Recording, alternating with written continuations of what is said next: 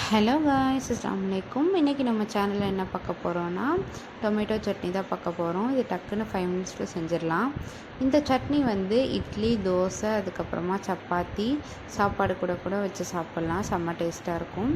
First இதுக்கு வந்து நம்ம ஆயில் ஆட் பண்ணிக்கலாம். அதுக்கப்புறமா வந்து உளுந்து கொஞ்சம் வறுத்து எடுத்துக்கலாம்.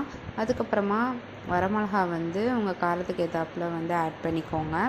அதையும் வந்து நம்ம வந்து ஃப்ரை பண்ணி எடுத்துக்கலாம். அதுக்கப்புறமா சின்ன வெங்காயம் ஆட் பண்ணியிருக்கேன். அதுக்கப்புறமா பழுத்த தக்காளி ஆட் பண்ணிக்கோங்க. அதுக்கப்புறம் ஒரு கைப்பிடி அளவு கொத்தமல்லி ஆட் பண்ணிக்கோங்க. அதுக்கப்புறம் வந்து புளி வந்து ஒரு எலுமிச்சம்பழம் சைஸ் எடுத்திருக்கேன். அதையும் வந்து போட்டு நல்லா தாளித்து எடுத்துக்கோங்க. அவ்வளோதான். இது வந்து ஆறுனதுக்கப்புறம் வந்து நம்ம மிக்சியில் வந்து அரைச்சிட வேண்டியதுதான். இந்த மாதிரி ஒரு தடவை ட்ரை பண்ணி பாருங்கள் காய்ஸ். இதே மாதிரி இன்னொரு வீடியோவில் பார்க்குறேன். இந்த மாதிரி வீடியோ பிடிச்சிருந்தால் லைக் பண்ணுங்கள், ஷேர் பண்ணுங்கள், சப்ஸ்கிரைப் பண்ணுங்கள். Thank you guys.